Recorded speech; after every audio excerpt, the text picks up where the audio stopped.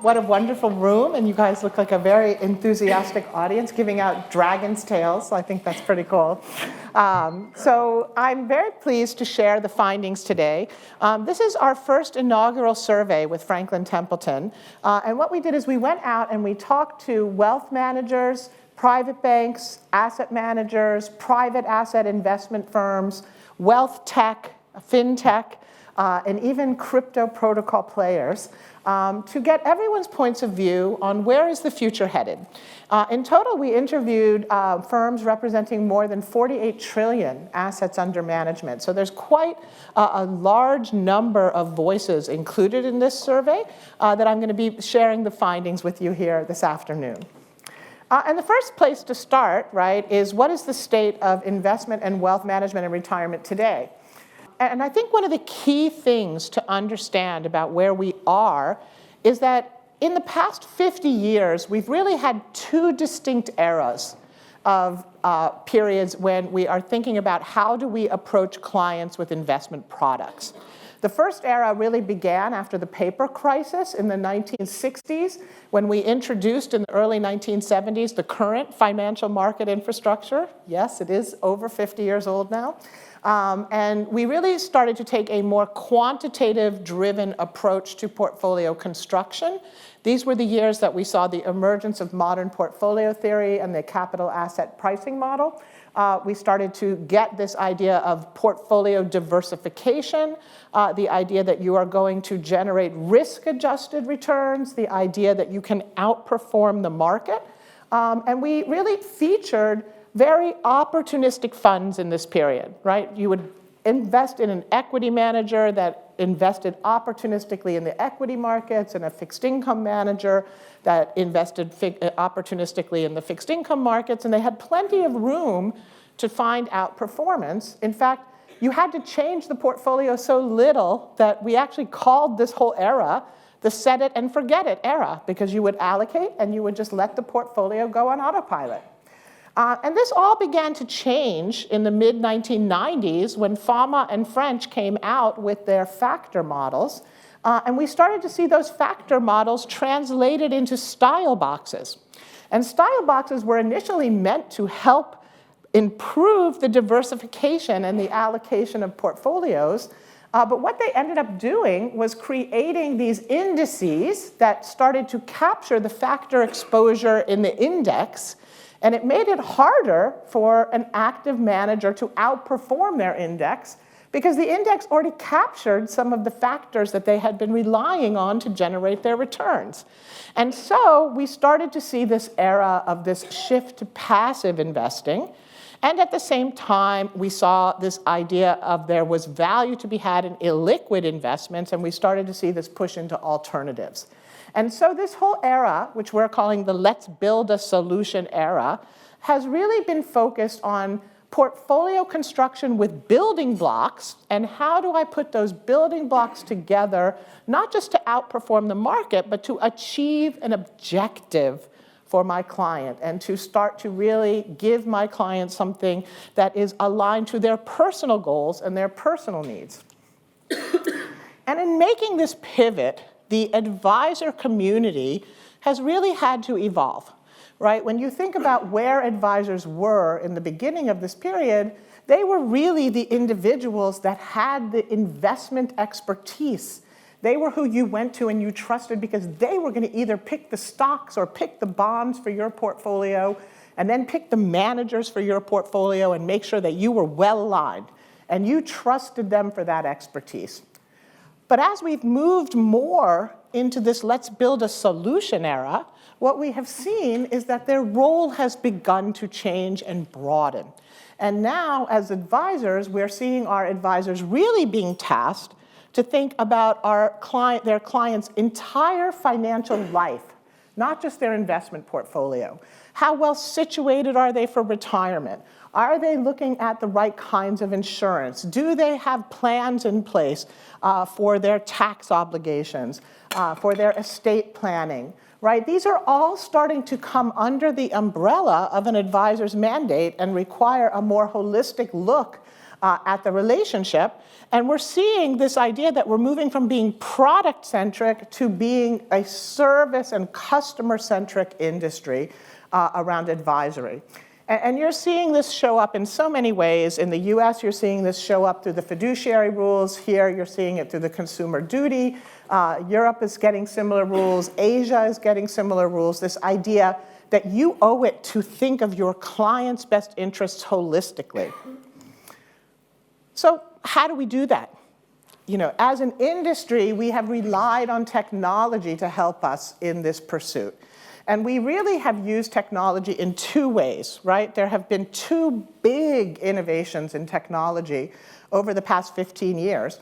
The first was this introduction of cloud-based data and big data processing techniques.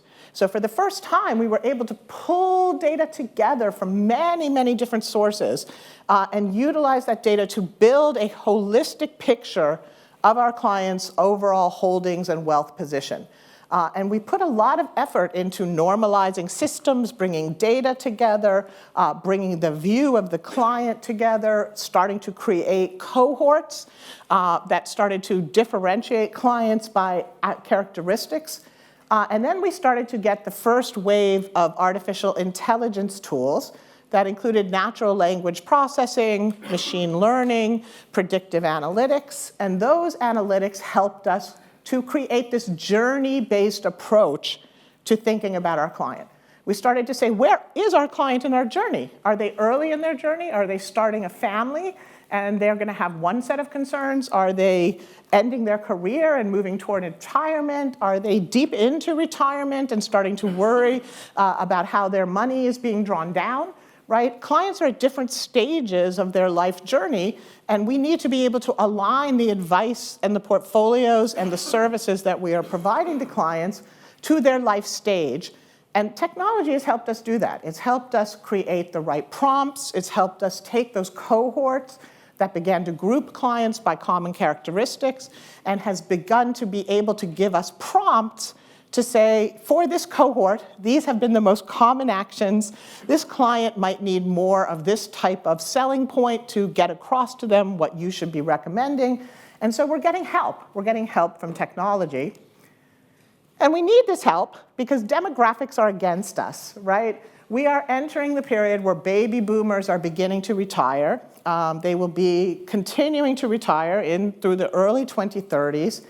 And there is a significant change in how you think about a client's financial picture when they move out of the accumulation phase of their life and into the decumulation phase of their life. And in the accumulation phase, everyone kind of has a very similar goal. I want to make as much money as I can in a risk-adjusted way in my investment portfolio. But when you get into retirement and you get into decumulation, everybody's needs are completely different. It depends on how much money you've put away, how you like to live, whether you're supporting children, whether you're still supporting parents, what countries you live in, how many countries you live in, right? These are all things that factor into how are you going to advise a client through decumulation. And this is where the let's build a solution approach has really pushed the industry today in that we are really now thinking about our client, looking at their profile, looking at all of their sets of needs, looking at what they have with us, what they have away, and then thinking about what are their needs around income, what are their needs around liability matching, what are their needs around investment protections, right, and investment returns and capital protection. And I need to balance all of these different factors in making recommendations to a client.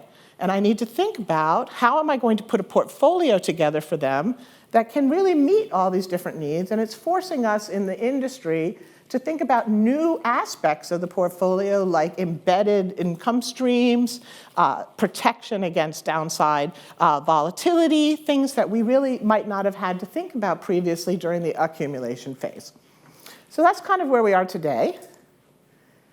And we know last year was the big year of generative AI, ChatGPT. Who here, raise hands, has used ChatGPT? Oh yeah, pretty much everybody.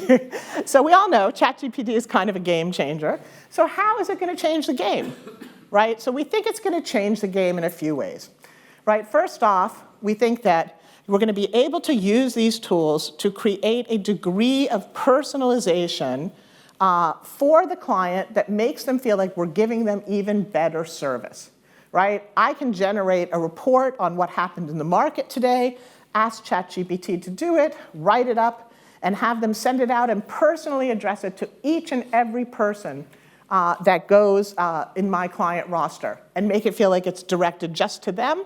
And I can even tell ChatGPT, take a look at their portfolio and also include any news that came out today on the stocks in their portfolio or the bonds in their portfolio, and make sure that's in their personalized report that I send them on the market each day.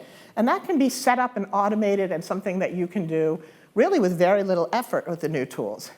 We're going to see this whole cohort analysis that we've been doing in kind of a rudimentary way become much more tailored and directed. We're going to see this idea that the client profile becomes an increasingly important and valuable tool to me as the advisor in thinking about how should I be servicing this client. Because the better and the richer the profile, the more the AI tools are going to be able to place them into cohorts, and the better my advising prompts and the better my advising suggestions are going to be for the client. So there's going to become this virtuous circle. And what we think is that we're going to get help, right? We're going to get some help from technology. We've all seen the beginnings of the inclusion of chatbots in many of the portals that we're building to help service clients. They're pretty rudimentary. I hate them. I'm sure a lot of people here hate them. I always type in, and then you're just waiting, and the thing is circling, and then they come up with some nonsensical answer that tells you nothing. But they're going to get better. We're already seeing some demos of how they're getting better, and they really are going to become smart bots that can act, right? So rather than chat bots, they're going to become act bots. And they're going to be able to take over basic functions, transfer money on my behalf, initiate a wire, add this position to my portfolio, send money to my daughter. These are all actions that we're going to start to be able to assign to the chatbots. And believe it or not, this technology from the metaverse is really advancing. I've seen protocols of it. It's amazing. And we're going to create avatars, right? I actually rang the bell on the Chicago Mercantile Exchange as a hologram standing in New York. And when you looked at the hologram of me that showed up in Chicago, I swear to you, I would not have known that that was a hologram, right? It was amazing. And all I did was stand in the box in New York. I didn't do anything special. There was no special gear I had to put on or anything else. And they can film these avatars. So think about it. If I can film an avatar to look like you, I can embed a smart chatbot that can act inside of it, and I can have that chatbot interacting with your clients for simple requests and simple updates. You could go from servicing a couple hundred clients to thousands of clients because you're going to free up so much time. So these are how these new tools are going to help us. And perhaps the single biggest change that we're going to see in society collectively, right, is this idea that I'm going to have my personal digital assistant, right? A PDA, back in my days, used to mean this ugly-looking Palm Pilot that I would like poke around on with a little stick. But in the future, a personal digital assistant is going to be like Alexa or Siri on steroids, right? It's going to be tailored to me. It's going to understand my preferences. It's going to understand my desires. It's going to make my travel arrangements, book my dining reservations, schedule my kids' activities. It's going to help me remember when to pay the bills. It will probably pay the bills for me since I'm always late. It's going to help me do everything in my life. And in helping me do everything in my life, it's going to collect so much data on me that I am going to be able to actually start permissioning people to use my data. And I will be permissioning my wealth advisor to use my data to give me better advice in my life and for my portfolio. And so I think that this AI future, when we think about it, has to be all about where is technology headed How is it going to help me expand the job of being able to provide relevant advice to clients and build portfolios that are relevant to their goals and objectives? So what's beyond that, right? We can see that. I can tell you that that is on the horizon. In 2030, we will look back on this beautiful room, and you'll be like, oh my God, I can't believe that ever seemed like a strange concept.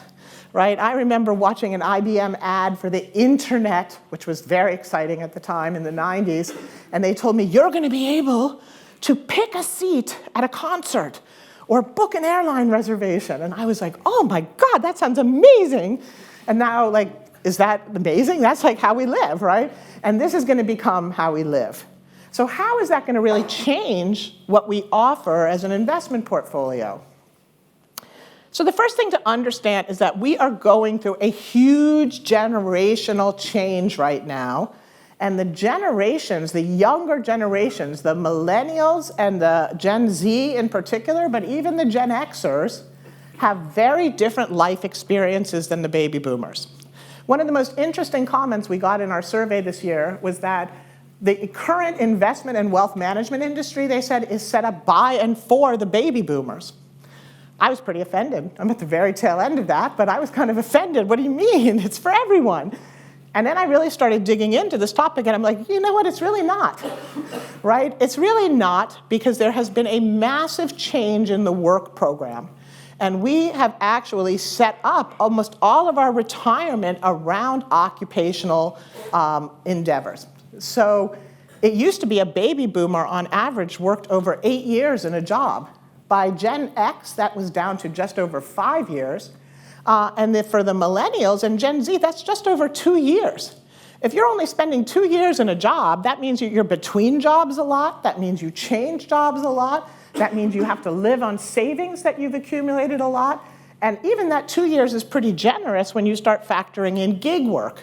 So it's very hard for younger people to get on to this occupational retirement savings path. And they are much more educated about how markets work, and they don't believe in what we do. And this is a problem, right? This is an amazing survey from Bank of America of their ultra-high net worth clients. And they found that 75% of their ultra-high net worth clients between the ages of 21 and 42 thought it was impossible to outperform in the equity and bond markets. Impossible, not just hard, but impossible. They thought there was no point in even trying, right? Well, I represent an active management firm. That's a little disheartening, right? They also want sustainable investments, which is not what their older generations want.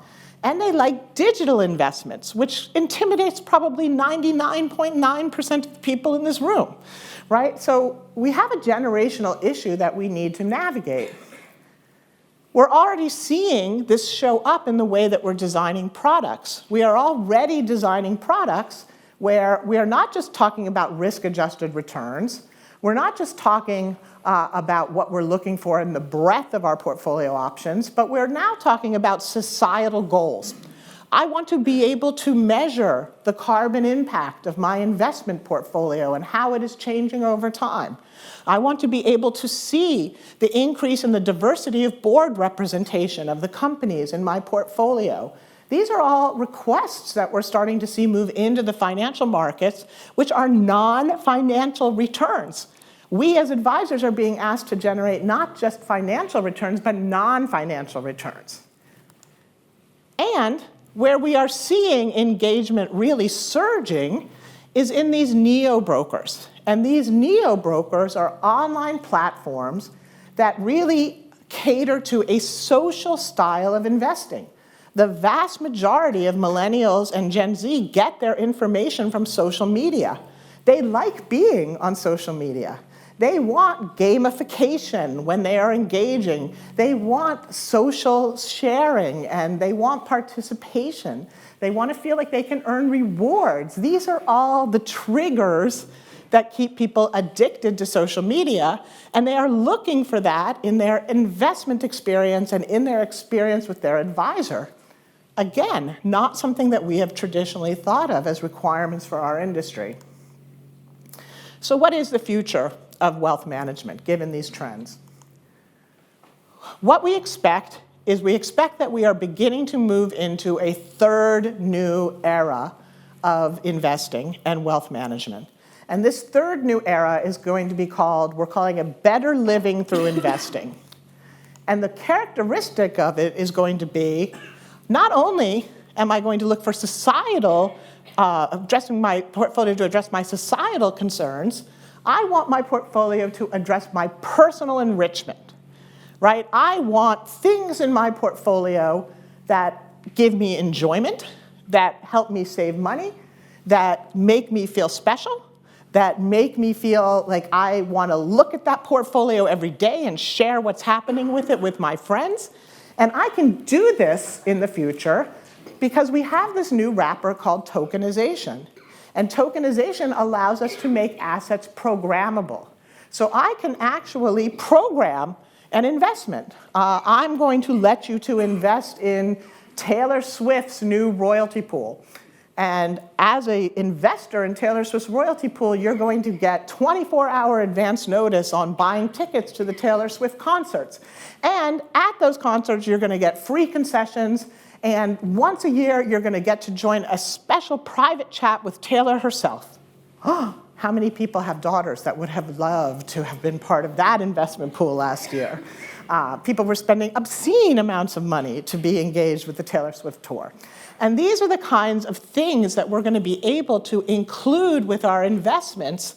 And these are the kinds of things that firms like Franklin Templeton are investigating building products to deliver to you to be able to do. And so what does that mean for the advisor is that your role becomes even more critical. You are becoming, in the future, the concierge that is going to open up the world of opportunities to your clients by being able to not only help them put together the portfolio that gives them better living through investing, but helping them define what are the benefits they want to get from that portfolio. Are they a big wine collector, and do they have a favorite vineyard that they would actually love to own a piece of? Are they a very wealthy individual who owns some art and has a lot of their high net worth trapped in their art, but they don't want to sell the painting? Can they sell 10% of it into an art pool and actually keep majority ownership, keep it hanging on their wall, but create liquidity around that investment that you can then help them deploy more effectively? These are going to be the conversations that we think you're going to be having in the future, because the investment portfolio, just like it went from being just about the investment portfolio to the broader financial life of the individual, what we see for the future is that you're going to be thinking about their broader social identity and how to express that social identity through the holdings in their portfolio and through the benefits that you can get for them in that portfolio, and how can you also balance that sleeve of very personal, very emotionally tied investments with a sleeve of really well-crafted portfolio options that complete the portfolio, give it the right risk-adjusted returns, give it the right risk profile, and help it meet the right objectives. So it's a very different vision of the future. It's an exciting vision to me. It may be a little intimidating, but hopefully it's one that you can get excited about, because the tools and the capabilities to do this are emerging today. And it's much better to be part of shaping this future and really helping to make sure you understand it and you can explain it to your clients, because it's going to give us more leverage, it's going to give us more ability to service clients, and it's going to allow our clients to have a better experience and a better life. So with that, I'm going to finish and take some questions. Thank you. Amazing.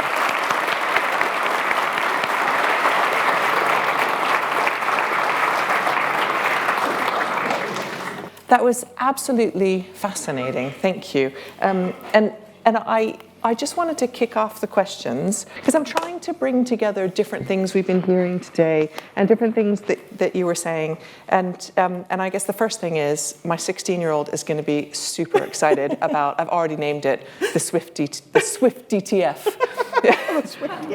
I love it. The Swift DTF. The Swift DTF. There we go, the Swift DTF. You heard it here first, the Swift DTF is coming. But this idea of marrying personal enrichment versus the challenge of the survey results that you showed that younger people don't think that they can outperform the market. So the portfolio is more than just outperformance, it's something fundamentally different. And does that allow us to engage and reach a different audience? And I'm very conscious that it's a Canadian speaking to an American and an audience of Brits, mostly I'm guessing, who just don't talk about money, right? Except in this room. So we're used to talking about money, right? That's right. So it's different. But does that conversation then change it from being just about money? And is that a way to bring people into the conversation who maybe didn't get into it before? 100%. And it's a way to really think about, if I don't believe, right, I'm next gen, your client is going to be turning over their fortune over the next 10 or 15 years to their children or grandchildren. You need to engage that next generation. You know already from the surveys that next generation might not believe you when you talk about being able to pick a great portfolio of equities and bonds. But they might really be interested if you tell them, look, what do you like to do? Where do you find that you like to spend your time? How do you feel, what kind of events do you do that make you feel like you're really part of a community and you feel enriched? And I can help you put together a portfolio that really addresses those needs of yours, right? So it might not be the same need to outperform the market, but it could still be an important emotional need that you can help them fulfill that makes them trust you and want to come to you for your advice and your access to these types of benefits. And for lower wealth clients, this helps to replace some of the spending that they might want to do. If I own the Swifty ETF, I don't have to shell out $1,000 potentially for a ticket, or I don't have to have an extra $200 to buy merchandise at the concert, right? Because I'm getting that as part of my investment portfolio benefit. So it helps me save money. It helps me do things I like doing as an individual. And therefore, I feel pretty good about you as my advisor because you're helping me do things that matter to me. And it's a point to talk about money without talking about money. Exactly. Because it's not natural to have a conversation about, so what stocks are you buying these days? Right. But if you're engaging with somebody on a shared passion and it leads to that, it's different. A number of questions have come through, and I'm not wearing my glasses. So one of the questions is around the appetite for the Bitcoin ETFs. So it's the EZBC. EZBC ETF, I think, is a really, really interesting product that you've launched in the US, and there's a few asset managers that have launched these. So where's the appetite coming? And is it from institutions? Is it from retail investors? Is it both? Where's that appetite coming from? So right now, a lot of the appetite is coming from self-directed investors because a lot of the wealth advisors are still just beginning to list these products on their platform and just beginning to incorporate them into their portfolios. But let me position this product appropriately for you guys, because I think Bitcoin in particular and cryptocurrencies overall get a lot of bad press because of how they began, right? But what if I told you it this way, right? We are today in what we call the platform economy, right? We all know that these platforms are really dominating society. They are drawing creators, they're drawing people to share their assets, right? Airbnb, Uber, Facebook, Google, all the social media sites, and that the data is driving engagement and they're multi-sided. We're in a platform economy. And the way you invest in a platform economy is you buy the company that built the platform, that attracted the network, that enabled the network effects. Okay, that's good, and we've all made money doing that. We are moving out of the platform economy into what we're calling the protocol economy. A protocol is something that's free and it's available to everyone. When you type HTTP into your browser, that is a protocol that is calling up a website. Protocols are open computer communication standards that allow for an action to happen. Bitcoin and all of the cryptocurrencies are protocols that are built and they're completely open and available and they can be snapped together like Lego building blocks. And so Bitcoin represents the first investment of this new protocol economy, And instead of having to buy the company that built the network, that built the platform, that attracted the network, that created the network effects, you can just own the network. Buying the Bitcoin ETF is basically owning part of the Bitcoin network.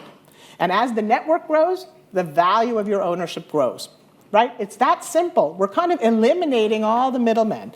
And so this is a very important product because for the first time now, we can make this argument to you, and you don't have to say, well, that's all super interesting, but I can't hold it in a regulated account, and so I'm not interested in it. Now you can hold this in a regulated account and create this exposure to this whole new economy for your clients. You capture 50% of the beta of the entire cryptocurrency economy by owning Bitcoin, right? And what's amazing about that is that Bitcoin has been the best performing asset class in 7 of the last 10 years for investors' portfolios. So as little as a 1% allocation to the Bitcoin ETF can actually make a significant impact on returns. And it helps to excite a younger generation as well, and it provides you another point of conversation. It's fascinating. And there was a question that was on my mind as well, and it might be our last one, but it's around balancing client interests and personalization elements with ensuring they meet their investment goals. And you mentioned the consumer duty, and the requirement of one of the requirements of the consumer duty is to evidence value. And for such an intangible, it's so difficult. So how do you balance that personalization, the client interests with delivering value and making sure that they're meeting their long-term financial goals? That's right. I would view this entire personalized sleeve of the portfolio, right, as almost a new type of alternative, right? I'm going to diversify my clients' exposures by giving them a new type of alternative, but this alternative is about creating emotional return, not financial return, right? So what would you allocate to a portfolio for an alternative asset strategy today? Certainly no more than 20%, right? No institution in the world is really running at more than 20% for their core portfolio. So this becomes a sleeve of your client's portfolio that delivers a different kind of return stream, but it will be a very curtailed stream because your duty to them is to help them meet their financial goals as well. And for that, you're going to need to get them to invest in some of these products that they might not believe in or love so much, but that actually we know through 50 years of history work very well. Amazing. Sandy, I thought that was absolutely fascinating. And I mean, I have so many questions about all of this, but we don't have any more time. So I'm going to have to hold them. Thank you so much. Thank you guys so much.